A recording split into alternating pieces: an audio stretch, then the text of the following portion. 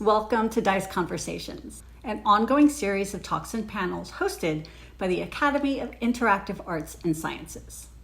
If you're a member of the Academy, don't forget to sign up to participate in one of the networking roundtables that follow the launch of each conversation. If you're not a member, you should be. Be sure to check out the member area of our website, interactive.org, for more information. In the meantime, thanks for watching.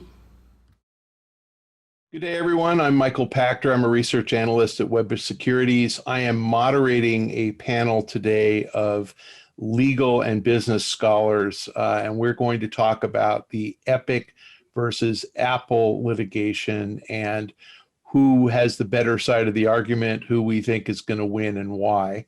We're going to start out with Daniel Ahmad, who will introduce himself, and he'll talk about the nature of the lawsuit, exactly what the controversy is, what Epic tried to do, what Apple found to be offensive. And Daniel, introduce yourself and let people know what's going on. Thanks, Michael. So I'm Daniel Ahmed. I'm a senior analyst at Nico Partners. We are a market research and intelligence firm that focuses on the Asia games markets.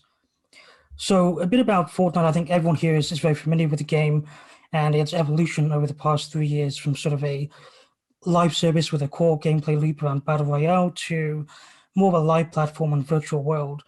And one of the key drivers behind the growth of the game is its sort of broad monetization approach. And in the game, there is the options, of course, to purchase microtransactions, a battle pass, subscriptions on top of that for various skins and items in the game. And the evolution of that has, of course, led to higher spend, higher engagement, more players in this game. And as we all know, Epic have been generating a few billion per year from just Fortnite alone. And one of the ways that they are tying all this together recently is through the introduction of cross-platform and cross-play initiatives and their online services, Epic Games accounts. And what that means is that Fortnite is now available and has been available on multiple platforms, PlayStation, mobile, PC, Xbox, etc., and Switch. And players can play together across those platforms through their single Epic account that they have. And not only can they play together, but they can purchase items, skins, and other equipment with that single Epic account, and that will transfer their progress and their items across this account. So if someone buys something from the PlayStation Store, they can use that in the PC version of the game or the mobile version of the game. And as we all know, Epic has been getting into sort of the distribution side with its own Epic Game Store. And so there, if you buy through that store, they offer a discount on V-Bucks, which is the main currency to buy items and skins. And so one thing that Epic hasn't been able to do successfully is sort of extend its distribution ability to multiple platforms beyond just sort of, I guess, PC and console to some extent. It doesn't have a store on iOS. And this is where sort of the big controversy and lawsuit has come from last year. And that is that Apple, as Epic alleges, has sort of a monopoly on distribution within iOS. And so any V-Bucks that are purchased through iOS, Apple will take a 30% cut of that transaction through its iOS App Store. And one thing that Epic did last year was they tried to circumvent that.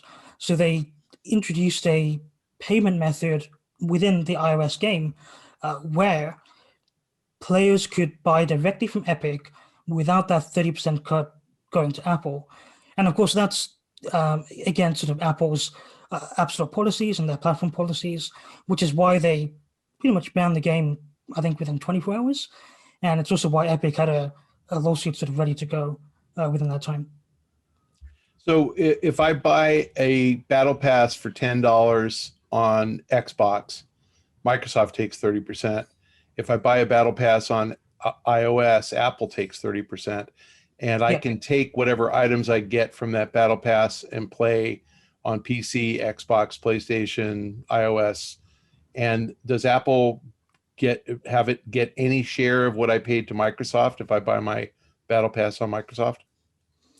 Apple will not get any share, but Microsoft will. I think one of the reasons why Epic is a bit more okay with Microsoft, Sony, and Nintendo taking that 30% is because of the sort of console platform dynamics, which are different to on mobile specifically, but also because Epic has a bit more negotiating power in terms of how much they might be able to pay on, sorry, the take rate they might be charged on Sony or Nintendo, whereas with Apple, it's always going to be that flat 30% with no change at all. Perfect. Thank you, Daniel. Rebecca, can you introduce yourself, please, in a couple of sentences, and can you talk to us about the actual lawsuit filed, under what legal theory is Epic suing, and kind of give us your take on where that's headed. Feel free to talk about precedent, and you can get as technical as you want. But again, just the nature of the antitrust laws and exactly what Epic is arguing and how you think the case shakes out. Yeah, I think inviting me to get as technical as I want is probably a bad idea. So I just, as a preface, I am an antitrust professor at Vanderbilt Law School. I'm interested in high-tech issues, and I've written an article about some of the recent hot water that we find our big tech companies in right now, including Apple. I consider this suit to be one of 3 major lawsuits that have been filed against 3 out of the big 4, as they've been started to be called: Facebook, Amazon, Apple, and Google. Right now, everybody but Amazon is facing a major lawsuit, and I consider this to be one of those. As far as my expertise in video games, I think the last time I played a video game was in college, when we played a multiplayer fight game with all my roommates, and probably I would have done better in college if it weren't for that experience. But now I'm wishing I had more experience with video games, because as I tell my students, to understand any antitrust claim, you have to understand the business in which it takes place. You have to understand how these companies compete. So I'm going to rely on my panelists to help me understand how developers make these products, how they get them to market, and what the value of the platform is. All I can really do is analogize to other cases. And we have some cases that I think are analogous.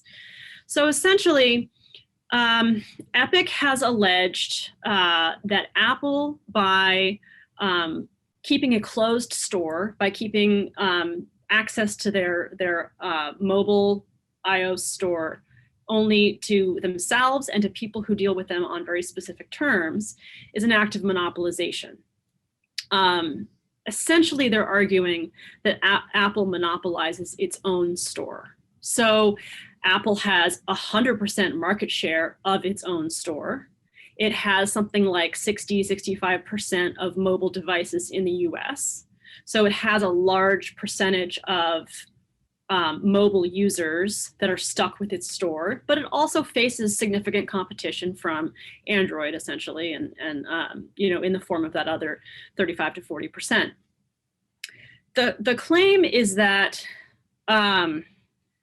by not allowing access, freer or free access to the store to developers, both technically, you can't just plop your game on the store, and also contractually with the developers must agree to their terms and also must agree not to develop a competing store. That it is harming competition at the level of stores on Apple phones.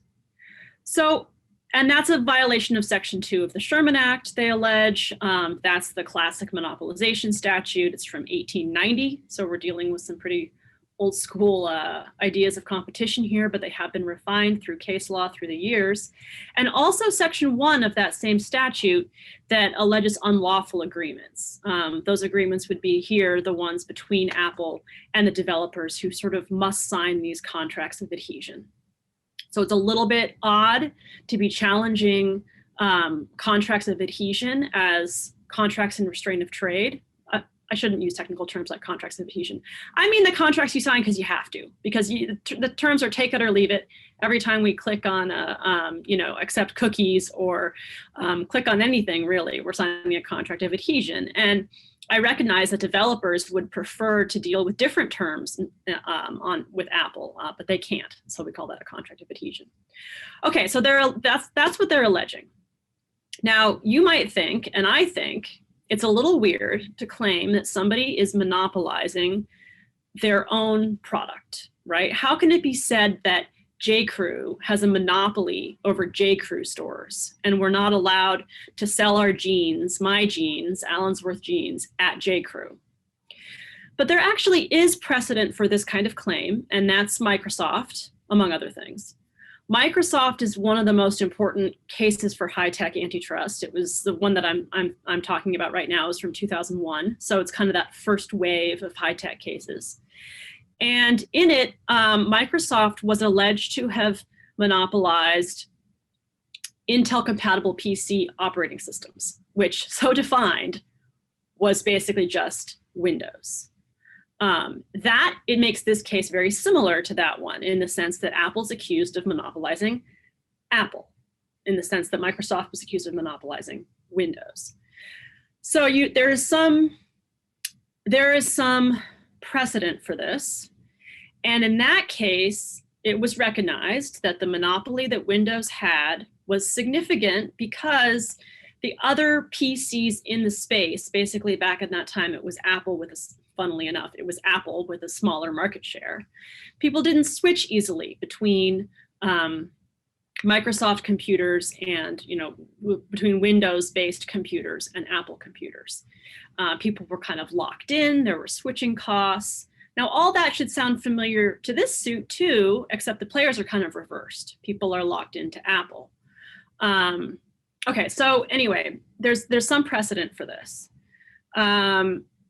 Another reason why we might think this is different from just saying, why can't I sell my jeans at J.Crew, is that J.Crew doesn't have market power. If I make a nice pair of jeans, I can sell it through lots of different avenues. I can sell it myself on Etsy. I can try to get J.Crew to buy the design. I can try to get Banana Republic to buy the design. There's lots of different outlets for my jeans that I'm producing.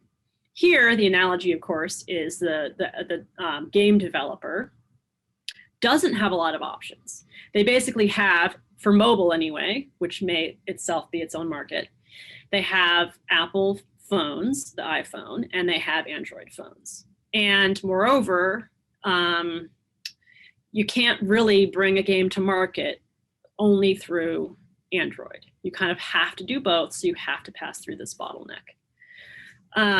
How is what they are doing anti-competitive? It's the thing that's been very hard for me to understand about this case is the ways in which Apple competes with Epic. That's what you always want to keep your focus on when you're thinking about these antitrust cases. Not that what Apple is doing is suppressing competition between developers. It's really thinking about the ways in which Apple competes with Epic. And I think the answer to that question, according to the suit, is that Epic would like to offer their own store. Epic would like to have a games-based store, or maybe more broadly, a better app store than the one that Apple has. Better in that it has more curated games options, better in that it charges lower fees for the apps. And you can imagine, we have to kind of use our imagination here because Apple has been closed for so long. We got to think about what the but-for world would look like if there was real competition between stores on the iPhone. And I think you could see that there would be perhaps some benefits to consumers to be able to choose what store to go through. I think that this suit it passes the laugh test, okay? This is a legitimate suit. I think it faces a real uphill battle in the courts. Part of the reason for that is just this idea that we have always wanted to let people build and design the products they want the way that they want. And that's where I come back to this idea that defining the market as the Apple store is awkward. It's hard. It's hard to say, you're monopolizing yourself. And then, okay, we can say, well, Microsoft said that you can have a brand that's so dominant and so hard to switch from that it becomes its own market, and then we impose special requirements on you. But the problem there with using Microsoft as precedent is that Microsoft was not in a position to make the argument that they closed their system for the benefit of consumers. It just wasn't really a part of their business model. They didn't have decades, as Apple does now, of the end-to-end control that they've always championed as being good for consumers. that puts Apple in a much better position to argue that what they're doing is pro-competitive. So I worry about that. Okay, just a couple of concluding thoughts. First, I think it's interesting that Epic has asked only for injunctive relief. I think it shows that this is really meant to be kind of no pun intended, or maybe pun intended, kind of a game changer. They want to show not so much that they're out for that 30% that Apple is charging, but rather they're out for the kind of dominance that Apple has over the way that we interact with technology today. And that's evidenced by the awesome ad, which I showed my students last week when I taught this case, the parody on the 1984 Macintosh ad. And then the other thing I wanted to point out is that there has been some decision in this, it's been a decision in this case in terms of a temporary restraining order. And Apple essentially won that little first battle. It's not dispositive. It doesn't mean that Apple's going to win the case, but it is a little bit of a temperature taken by, of the judge as to how strong Epic's case is. And in that particular question, the court sided with Apple. So those are my thoughts. I look forward to questions. And yeah, I want to follow up. So Daniel told us that if I buy a battle pass on my Xbox for $10, Microsoft takes its $3, and all the items I get, I can play on my iPhone. And if I play on PC, presumably I can buy the same battle pass from Epic. And if they were to charge $10 and keep $3, I could use those items on my iPhone. So is it that Apple is opposed to Epic selling something that they allow Microsoft to sell? Or is it that Apple is opposed to Epic discounting that item from $10 to $8, undercutting the price on the iOS, on the App Store? And if in fact the answer to that question is yes, isn't that by its very nature anti-competitive? So I don't actually know enough about the details of what you're saying to opine on this, but if there is some way in which what Apple is doing is designed to hurt Microsoft, I think that becomes a much easier anti-competitive argument, because it's more clear to me the ways in which Apple competes with Microsoft. Let me say it differently. It doesn't hurt Microsoft. I can buy a battle pass for $10 on PlayStation, PC, Android, or Xbox. And any items I get there, I can play on iOS. And Yeah. Apple gets nothing. Yeah. It's only when Epic said we're discounting to $8 that Apple reared its ugly head and said no. Oh, I see what you're saying. So they're not keeping me from buying on Xbox. They're just tolerant as long as somebody's getting 30% and charging the same $10, it doesn't offend them. But as soon as Epic discounted the price from 10 to 8, Apple decided to boot Fortnite off the system. Okay. And is that a bad fact? No, I don't think it's a bad fact. Here's the thing. If Apple, all things being equal, Apple should want the most competitive market possible for games, because that the higher the innovation level in games, the lower the prices for the games, the more they can charge for their iPhone. Right. So you've got to tell some story about why they're like trying to suppress competition in ways that consumers don't like. Like if you want to pay less, obviously all consumers want to pay less for the games. They want to have more games, they want to have better games. There must be some sort of mechanism, some sort of reason why Apple would shoot itself in the foot in that way, because they're afraid of competition somewhere. And so I don't see how telling that story about how like they're afraid of competition from somewhere is helped by the fact that what they really don't like is price cutting. Like in other words, if they so I mean, why doesn't Apple want these games to be really inexpensive? If buying a phone from Apple leads me to know that I'm going to get free games, I'm going to pay more for it, and that money goes to Apple. So there's got to be some like story about how Apple is suppressing competition for its own benefit. That's, I think, the piece that is a little bit hard for me to get my head around in reading this complaint. Okay, I'm going to invite the other two panelists to tell us how Apple is either manipulating for its own benefit or plainly in the right. So let's go to Sean. Sean, who conflict of interest, has represented Epic in the past. But Sean, go ahead and introduce yourself and let us know what you think about this controversy. Definitely. Hi, my name's Sean Kane, and I'm the co-chair of the Interactive Entertainment Group at Frankfurt Kernet.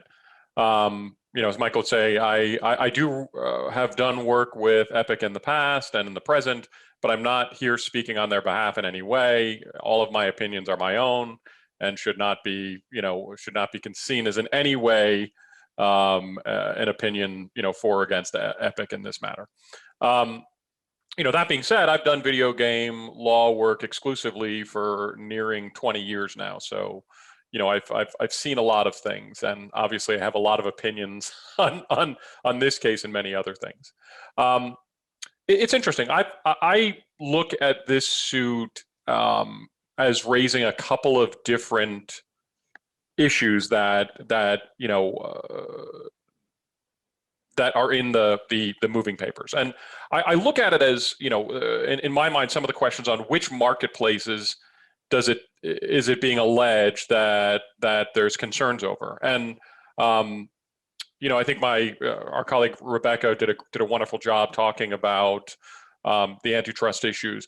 But I almost see two different levels here, because initially there is claims that obviously if you want to be on an Apple device, you have to agree to the iOS terms. And so the first level is just getting your game even on the iOS platform, on an iOS device. And so there's a level of complexity and there's a level of, requirements and a level of, agreements you must make with Apple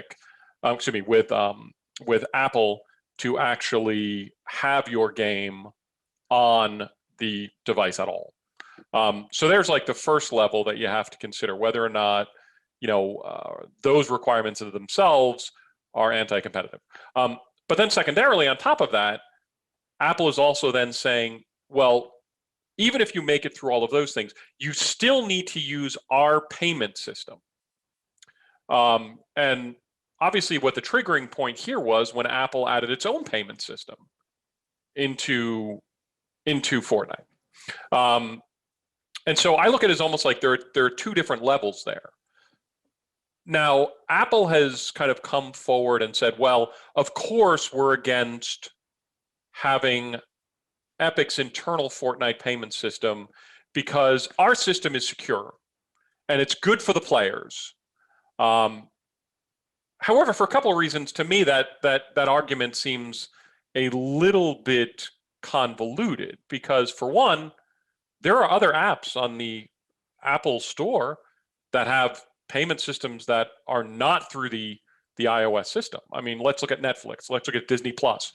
Those are just several examples. So it seems that Apple's a little inconsistent with their provisions here, saying, well, our payment system protects the users, and kind of secondarily on top of that, Epic and Fortnite is not a fly-by-night game. This is not some game that was made by one or two people in some particular territory that has no real connection to the US. So there's really concerns over allowing someone's private financial information to be provided to that sort of developer.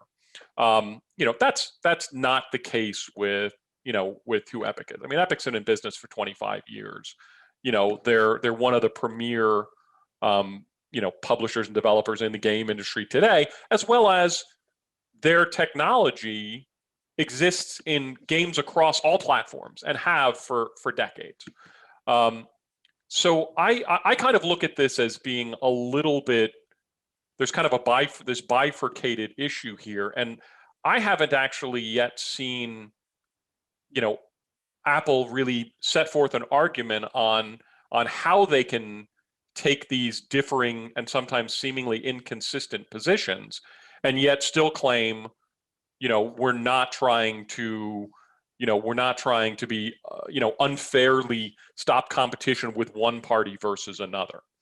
I do think it's interesting that this case is going to be, it's going to be dealt with relatively quickly in the scheme of things. I mean, litigation can often take years and years and years to get any sort of decisions. But, this particular case is going to bench trial in front of the judge in May, which means, in theory, we should have a lot more clarity, by the end of 2021. Personally, I don't see this case settling before that, because I don't see either party having a controlling interest in backing off of the positions that they've already set forth. I think this is definitely going to be one where, the arguments will be made in court. Both sides are represented by, very, very smart, very, very competent attorneys. And, they're going to be putting the really best possible analysis into their positions. Okay, speaking of smart and competent, we haven't yet exhausted all of our smart and competent panel. Dan Offner, who I've probably known longer than any of you, and who has represented Facebook in the past, maybe currently as well. Dan, would you introduce yourself and weigh in? Hi, I'm Dan Offner with the mic on now. I've known Michael, I think, forever. And I want to thank Michael and Daniel and Rebecca and Sean for going before me, because I think they've really laid out the case and the factual patterns very, very well. Just a bit of background why I'm even speaking. I've been a lawyer, I guess, for 30 plus years. I've been in my own firm, partner at big firms, general counsel of a company called Oculus, which we sold to Facebook, and now back in private practice, having started my own boutique that is a venture and corporate law firm for technology and content companies. And we do a lot of work in the interactive space and other tech areas. So we've been following this case very, very closely, because we have a bunch of clients, including Ubisoft, that are interested in what is going to come here. And we're very concerned about one of the actions that Apple took. And I want to focus in on that relative to the developer publisher perspective, which I think is something that people don't necessarily focus on, because there's so much on the in-app payment process and systems, whether, can Epic put in its own system, or does it have to use Apple's system? I think the decision that was just handed down, where the judge basically, denied in part and granted in part, was spot on, because the second part was what had my clients kind of really concerned, which was Apple went in and basically, even though Epic had not breached the developer tools agreement, terminated Apple. Apple terminated Epic, excuse me. And that immediately impacted the developer community that is not small, just the opposite of small. It's huge. The Epic developer community, is really the biggest Epic developer community using the Unreal Engine of Epic. And so Apple said, we have the right to do this. And they summarily really not only, kicked Fortnite out, they kind of kicked Epic and everybody who was using Unreal Engine off the platform. And, I'm meant to be the Apple apologist here, but if I were Apple's lawyer, and I'm not, I would say, guys, I don't think that's a good look for us, because I do think we're behaving we're demonstrating our monopoly power in our own monopoly here, because we can so broadly impact the overall video game interactive entertainment development community. and even people beyond that who are doing things in film and animation. So I thought the judge really got it right, where they said, on that piece, guess what? We're granting a temporary restraining order against Apple.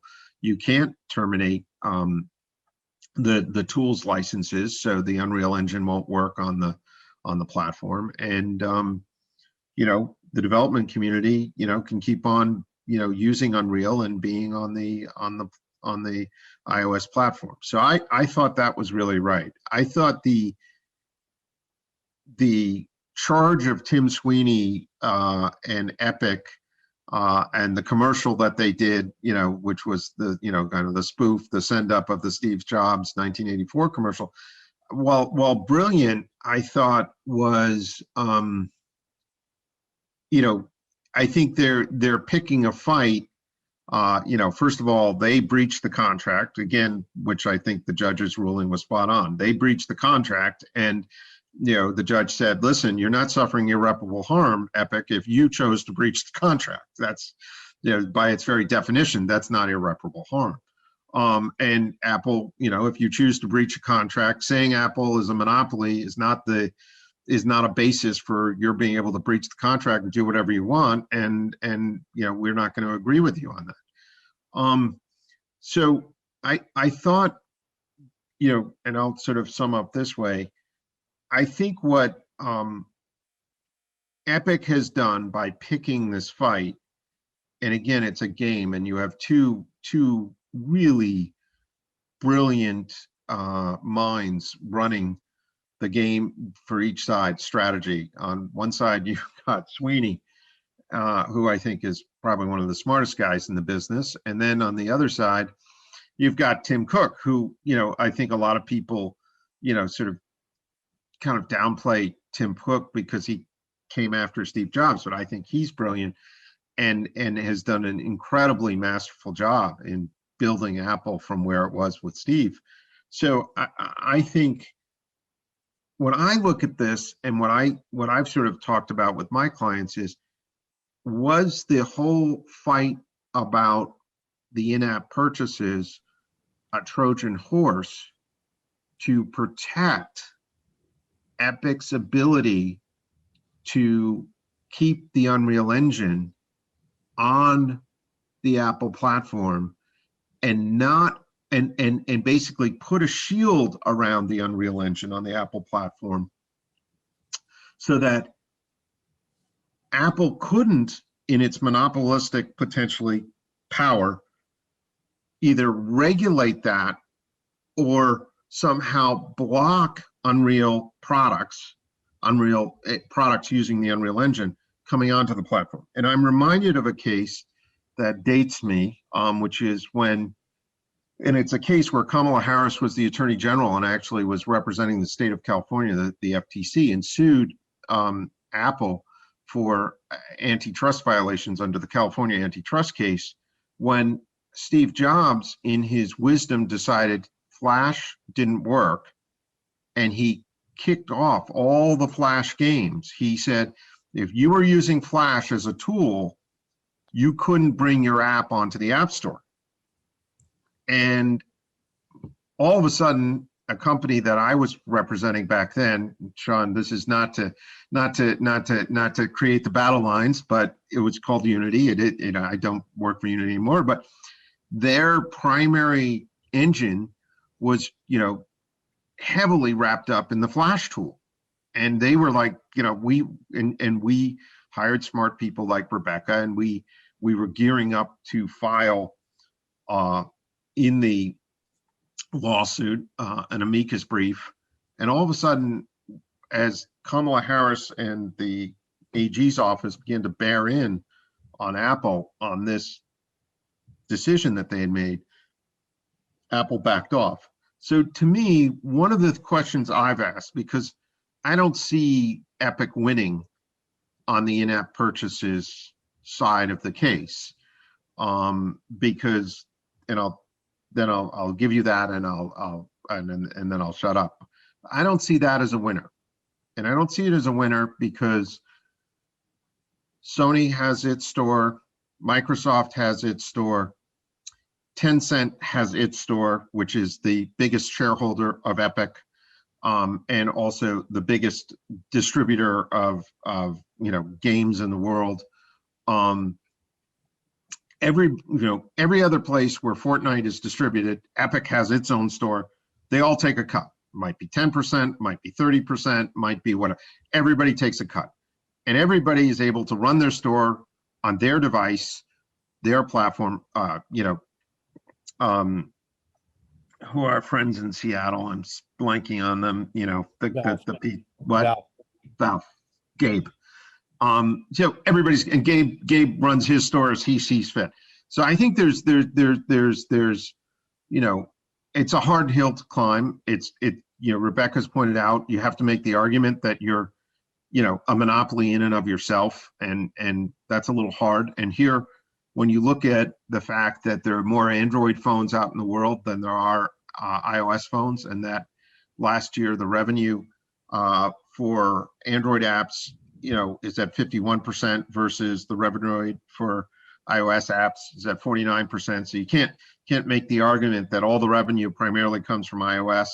So I think the store piece is a hard one for Epic to win.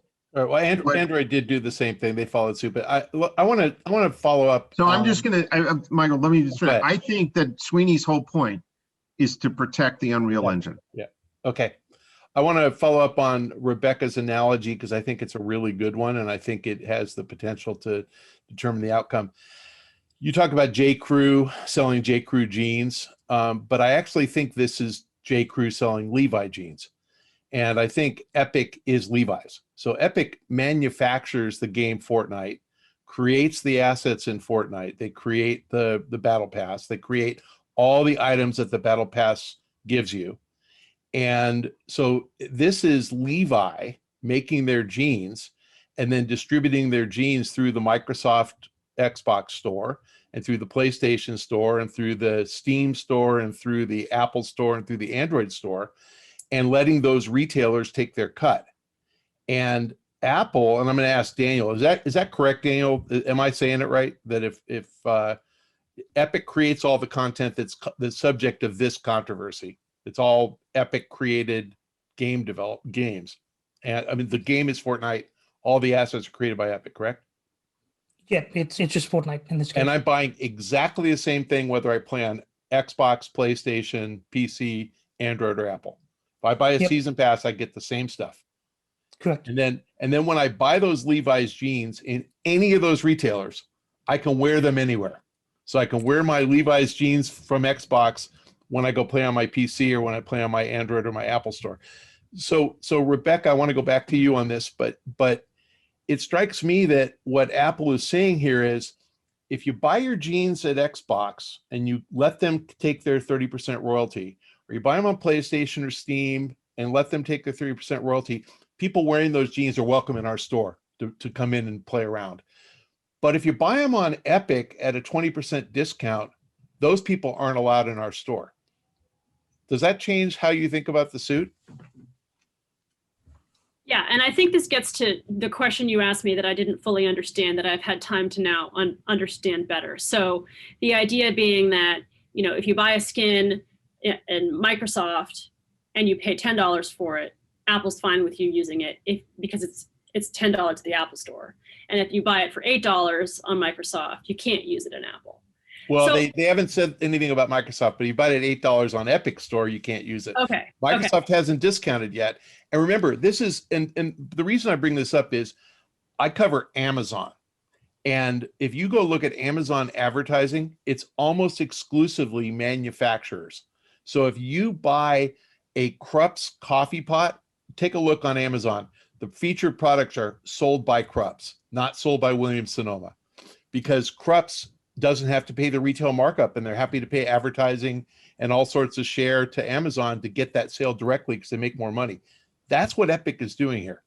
They're selling their own merchandise and discounting it because they're not giving it to a retailer, so they're okay with that.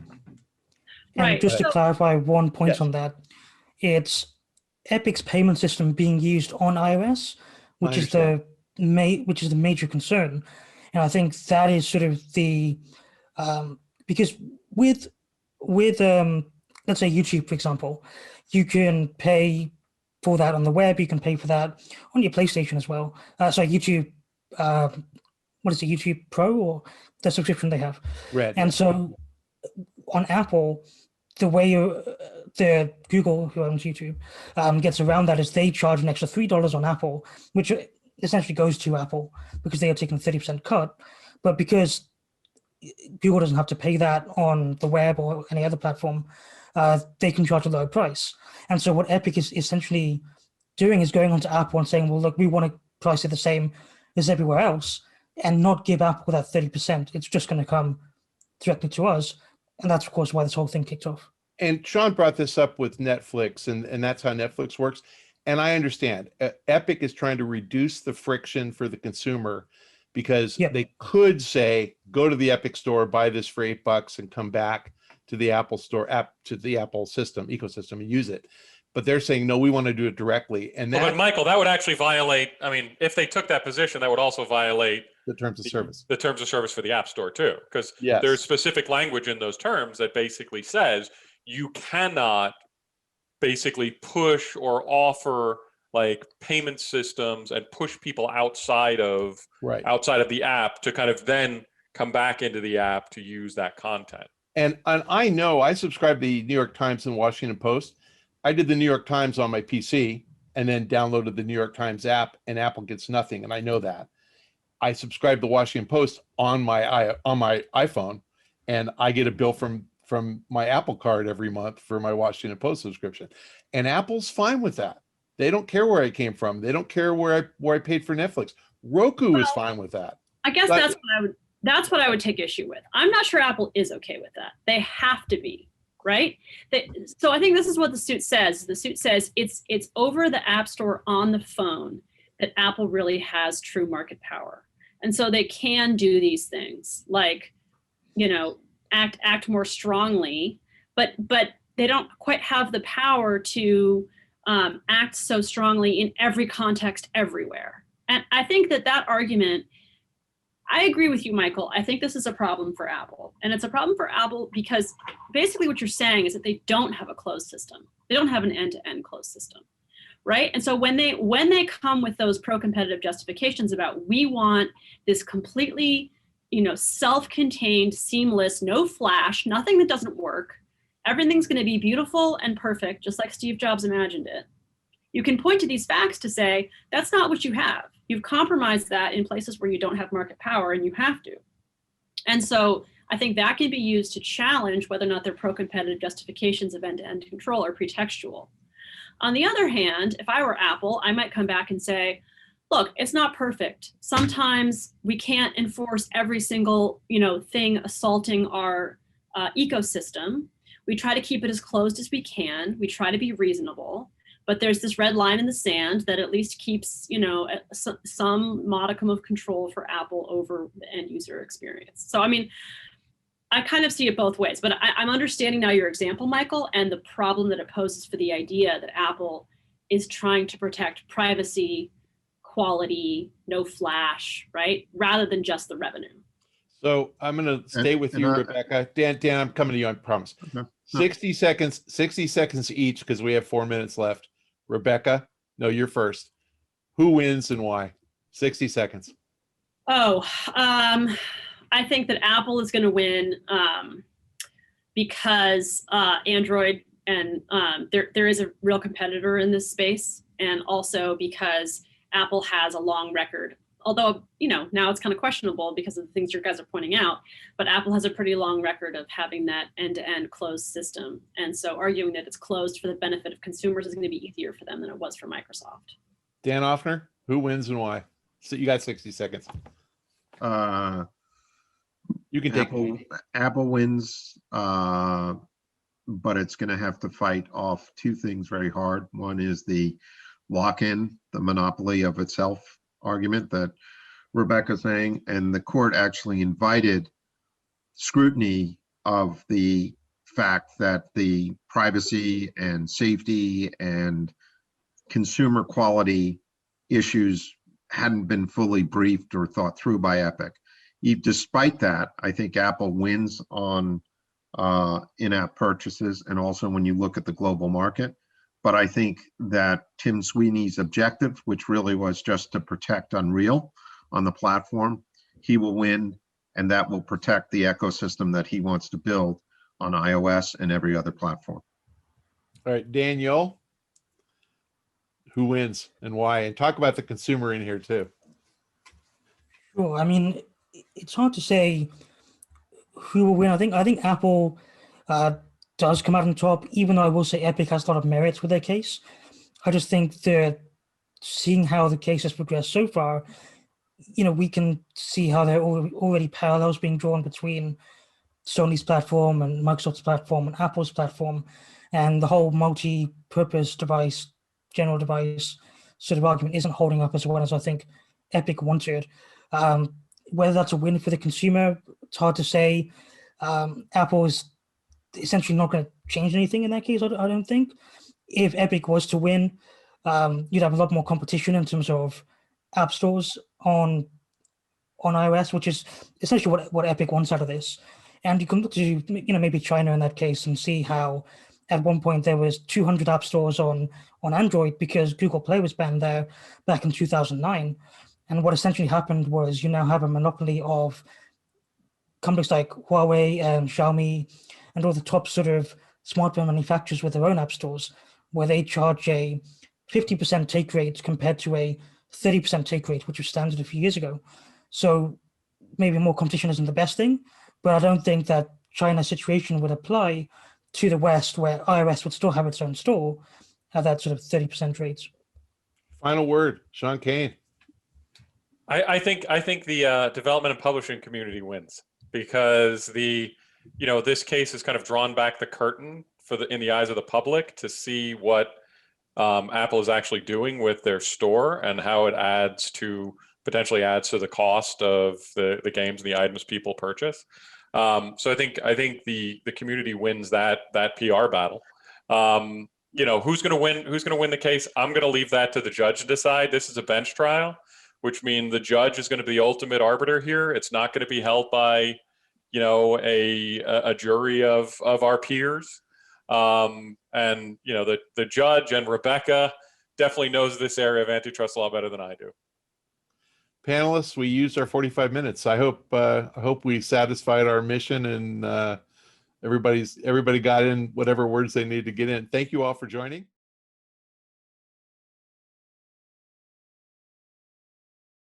Hi to you both. Thank you for joining me today. For those who don't know, my name is Rihanna Manuel, and I work at G4. And I'm here with Clara and Oliver. Clara, do you want to give a quick intro and introduce yourself? Yeah, hi. Thank you so much for having me. My name is Clara Sia. I work as an influencer relations manager at Sandbox Strategies, a gaming and PR firm, an influencer relations firm in New York. I work remotely in Vancouver, BC. And one of our illustrious clients is Devolver Digital, and one of their illustrious games is, of course, Fall Guys, made by Mediatonic. And that's why I'm on this call today. Great to see you. And Oliver, you want to tell us a little about yourself? Yes, I'm Oliver. I've been working at Mediatonic for about just over a year now, mostly on Fall Guys. I'm the community director, so I run the Twitter, work on the strategy for that, and also we've got Discord as well. And we've just hired 2 new community managers, which is awesome, and they're working on TikTok and Instagram as well now, which is quite cool. Nice. And just kind of getting right into our conversation today, we're talking about community management and, different ways that it can go. And you mentioned, Oliver, hiring 2 new folks to maybe help spread the work around. I'm curious to know, how do each of you separate work from life? Like community management, especially with social and Twitter and engagement, can be very time consuming and can eat up into your personal time. So Clara, how do you manage that work-life balance? For me, so this is, I think, going to be more of an Oliver question specific for Fall Guys, because I work with influencer relations, which is different from social and community. So, but I won't lie, between the close and the open beta tests and the launch, I breathed Fall Guys Ultimate Knockout. The requests from the influencers were just out of this world. Out of all the games that I've ever managed, this is well into the 5 digits and just constantly flowing of, I want this game, give me this game. And of course, it's from influencers, content creators of all sizes. I was watching social media, I was watching Twitch, YouTube, talking to Oliver, PR, Devolver. I was also talking about Fall Guys, not just with individual influencers, but with teams and agencies, and providing support to them, when it was needed, while the iron was hot. You just have to. That's the reality. It's both nerve-wracking and exhilarating and tiring and invigorating. So you take time off later, but seize the moment now, sort of. At least that's what I do. I'm not telling others what to do. In my case, though, I'm one person with a global task. In the perfect world, I could, we would scale ad hoc, but I did get some help with some fellow Sandbox employees to keep up with the inbounds. Devolver has an army of PR agencies globally that they employ. Tinsley PR, we've got to give them a big shout out, of course, for setting this up. Indigo Pearl, Cosmo Cover, Power Up. I just want to show them love because they are world class. And I'm forgetting some, I know, but they're just absolutely stellar. But for the most part, it was just me at the helm for creators and influencers for the betas and the launch, and then ongoing support after that.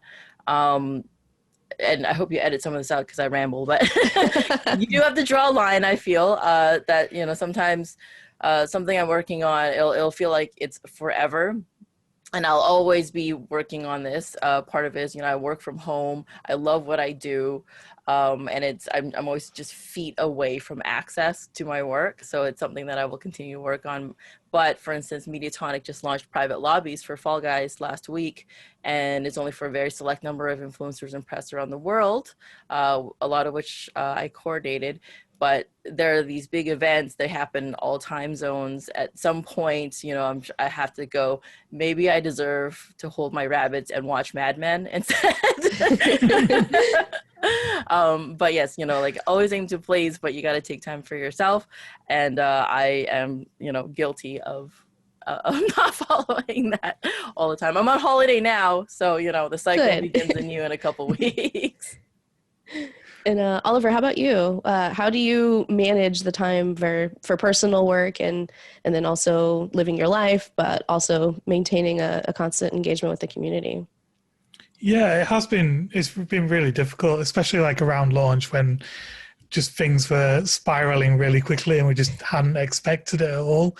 I think originally the plan was it was just me, and we had a player support rep as well, and we thought between the two of us we should be able to handle whatever happens, and obviously that went out the window during the betas, and we were like, oh wow, this is really taking off. And then launch, it just went even further still. And then really quickly after that, we just realized we're going to need more people. So we started advertising for extra community managers and hired them in. But it takes a while to hire people, to find the right people. And obviously while I'm trying to do all the social media and stuff, I've got to do interviews as well to get the right people. And you need people that really get it.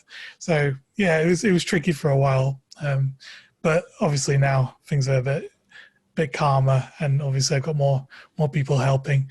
But Mediatonic have been really awesome with everything, super supportive. And whenever I've needed help with anything, there's always people to jump in and help out.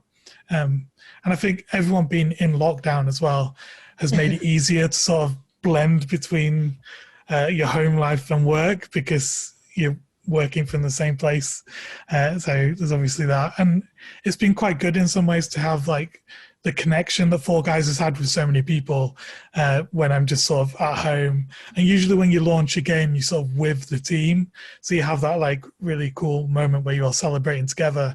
And obviously we didn't really have that because we're all sort of separated out.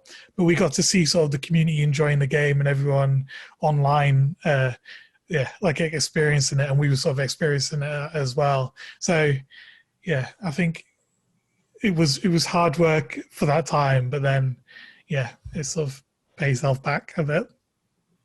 That's good. That's good to hear that it's at least a little bit possible to draw a line sometimes, even with everybody pretty much working from home right now. I know that's got to be really challenging. Claire, you mentioned working with influencers, and I'm assuming you played some kind of a part in the charity efforts you all had, where you did a contest, I believe it was called Battle of the Brands, where you solicited donations for people to essentially win a spot as a custom skin in one of the Fall Guy bean options. Can you talk a little bit about how you did that and how you turned a practice that's usually looked down upon as, or like selling out or being corporate, and turned it into such a huge win?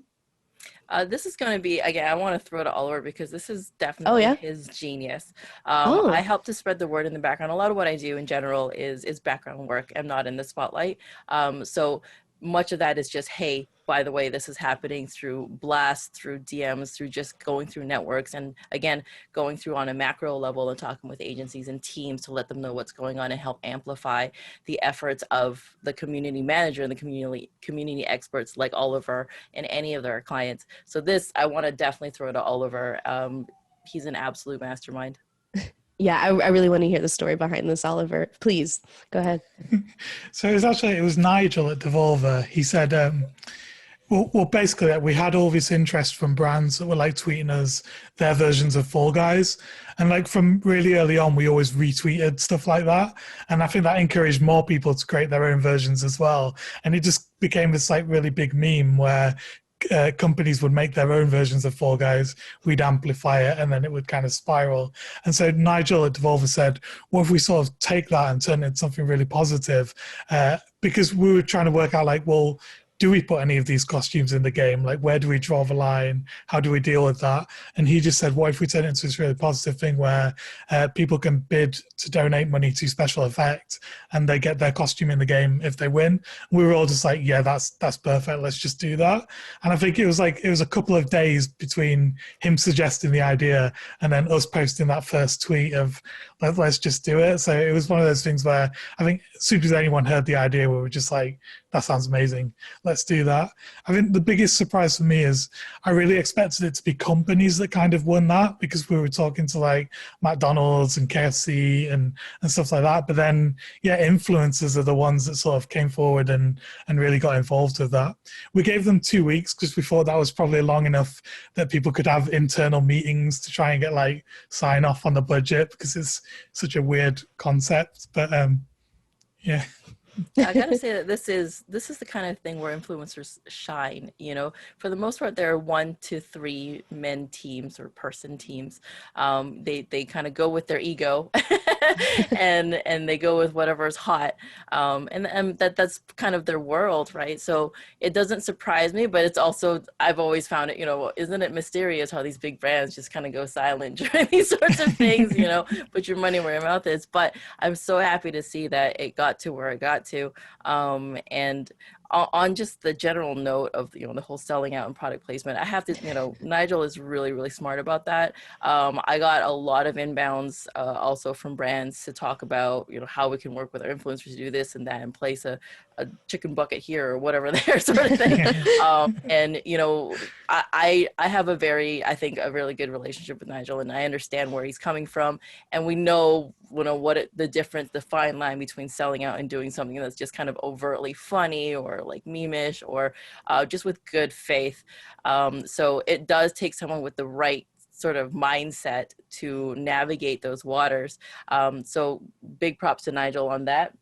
In general, with influencers, this is something they've battled with over the past 2 to 3, honestly, like even longer years. But now we're finally at a point, I feel like, where it's saturated enough with sponsored content and that sort of thing that's really well accepted. They're very genuine. Some people just make it funny, you know, like I'm just out here making my bag or getting my bag, right? And that's totally cool.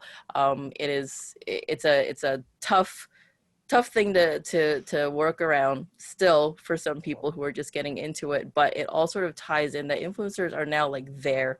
You know, they're so far ahead of where they were just 2 years ago that something like this feels a lot more natural now and could happen now as opposed to, you know, a couple of years ago.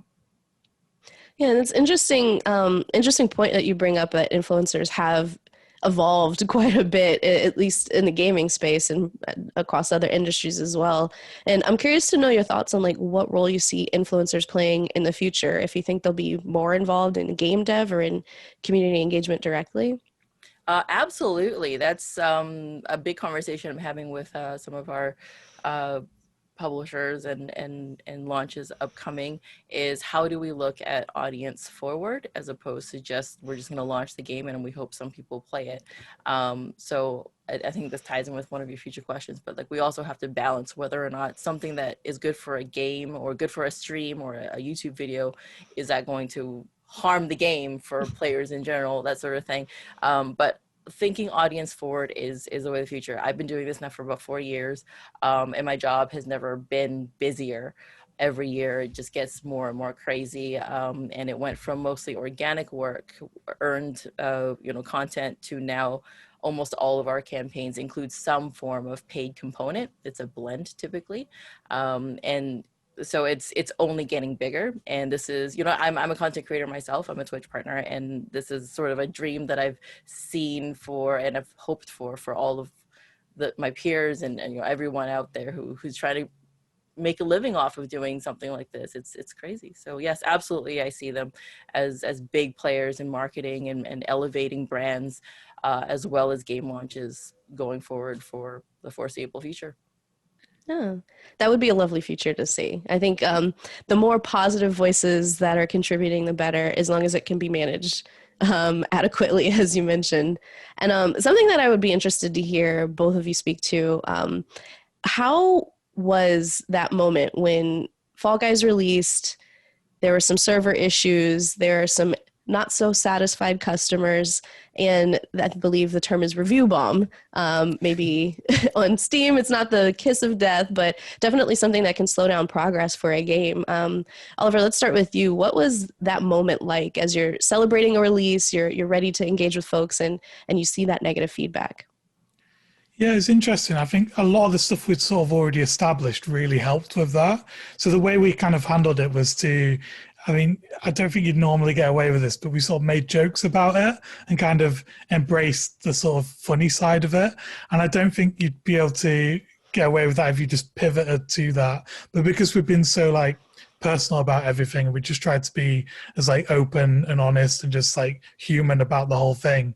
We just did the same thing with the server issues. So we just said so one big thing at the time was people were saying, why are you tweeting, go fix the servers? So I would just say that obviously I'm the community manager. I don't go near the servers. They don't let me do that. And people, reacted to it really positively and kind of appreciated that. And we just said that like we're trying our hardest. We didn't expect the game to blow up quite the way it did. And I think, just being really honest about that, and really like people just understood it, I think. And it was okay. Yeah, Clara. Again, props to Oliver and the way he manages the social account, which is one of the few times that I've very successfully seen adopting the I voice as opposed to the we voice, which I've been just sort of like touting for a while now, that we don't always have to be the corporate we, and you can make it a personal sort of like there is a human behind the brand sort of thing.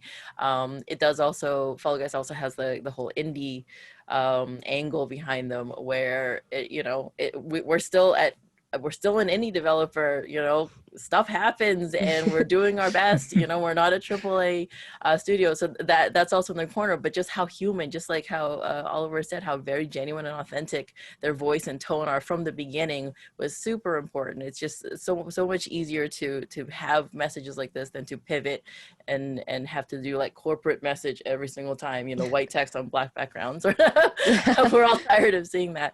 And for influencers, for myself, managing their expectations is a little less difficult because it's kind of what I do all the time. For the most part, they just want to feel heard, and they get what game development is. Sometimes it means we miss opportunities. That's just kind of the way things go. You can't make a dev work, any harder than they already are. And I'm, for the most part, a conduit to either developers or the publishers, and their messaging to might not work. And so communication is just always important. You just have to stay on them without being too irritating and let them know, okay, it's working now. No, it's not working out. So, it just happens. And, sometimes I don't always succeed at that. That's, I'm dealing with tens of thousands of influencers throughout the year, but goodwill and earnest effort, I feel, go a very long way. Wonderful. And just curious, like whatever you can share, what does that process look like on the back end of taking in all of the feedback, which you have quite a bit to sort through, as you just mentioned, and figuring out what's actually useful versus what's just noise? Yeah, I can talk to like the community side of it is we get so much feedback, and sometimes it's like the complete opposite. So like each game within Fall Guys, some people love it and some people hate it. So you'll have loads of people saying remove Seesaw, and then other people saying Seesaw's the best round. That's me. It's all me. Team Seesaw.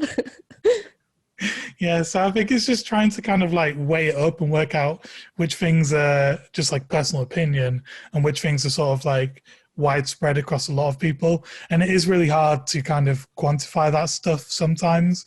Like we haven't really had many. You can get a lot of like social media tools that kind of measure sentiment on like a wider scale and stuff, but we've kind of up till now done it with like gut feeling of just, we can see that this many people are complaining about it. It's like at the top of Reddit, Discord, and it's just kind of trying to measure it and try and work out which things but yeah, it's kind of gut feeling. And also I think the designers usually know as well, like they'll usually they'll usually just be able to tell through their own instincts and stuff as well.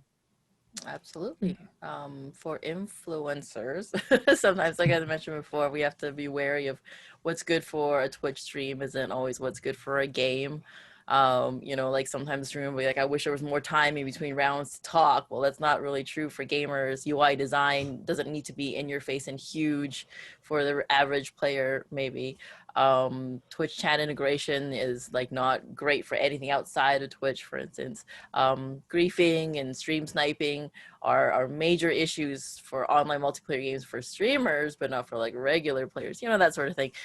So we need to listen for sure, but think about sort of the impact on players in general and kind of temper the feedback that we get from them and filter it down what we think is actually important. Now, if we get a lot of content creators all saying the same thing, then it's almost always worth listening to, and we want to make sure that the games that we manage live in the content creator space for sure. It's very important that we make sure that they are heard and that we make compromises where we can, or at least give feedback so the devs can kind of weigh those options.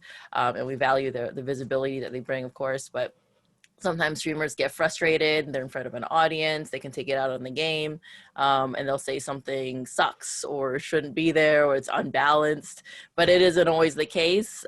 So content creators, they typically have their focus, they're split between the game they're playing and entertaining a chat, whether it's live or recorded for YouTube, it doesn't matter. Their attention. I'm a streamer as well, so I get it. I'm a way better gamer when I'm not streaming. So they'll miss things that like a regular player with their total focus on the game wouldn't miss. Common stuff is tutorial information. They just kind of breeze right by it and they're like, why didn't they tell me this before? Well, they did, but you just didn't notice. That's one of those very common effects. And what I do is when I'm in a stream or I'm watching a YouTube video, I don't just pay attention to what the content creator is saying. I read the chat and I read the comments and how they react. Part of the strength of an influencer is their community and their audience and their shared experiences. So sometimes they'll speak up for the game and sometimes they won't. And a lot of times it's a lot of, well, actually, content creator, you may have missed something earlier, or like, this is my experience. So as a whole is sort of like how I look at reactions to a game. No, that's really great insight. And I'm sure very helpful for a lot of other folks who are in similar positions, because as we know, the internet makes feedback very accessible. So for better or worse, we have a lot of voices in the room right now. I guess the last question, and Oliver, let's start with you. If you could just what's one thing that you wish you would have known before you started working on Fall Guys, and what's one thing that you'll take away to the next project? learned so many things.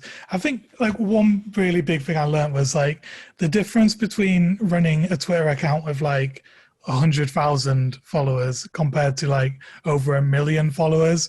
Like you really don't know what's involved in it until you actually do it. Like it's just, yeah, there's so much more stuff to kind of like factor in. And yeah, it's one of those experiences that you can kind of only learn by doing it. Yeah, and the same with just like the community size in general, like on Discord as well. Yeah, Just the size. It's just, you don't yeah, know it the until you've done scale it. is something else. Yeah. And Clara, yeah, same question. Something you wish you would have known going in, and a lesson that you're glad you know for the next one. Well, I guess it is a time time management in the work life. You can't be part of every major event that occurs. Feedback loop is important, but also, of course, self-care, the ever going conversation about that. I think maybe is to recognize when a thing has been shooting off that much earlier, and to enlist help earlier, so it's not just not fully, of course, like I said, it's a team effort, but as much as it was on my shoulders. And then outside of that, it's all I can do is provide advice and about just taking care of yourself. It's other than that, it was a standard launch that was just a massive. That's mostly what it was. Just recognize it earlier. No, I love that. Some of the themes of today's talk, like get help, get it early, and make sure you're communicating with your team internally and also with the fans. And I think both of you have done an amazing job at that. So thanks for this talk today, and thanks for sharing your thoughts. Thank you so much, It's a lot. Brianna.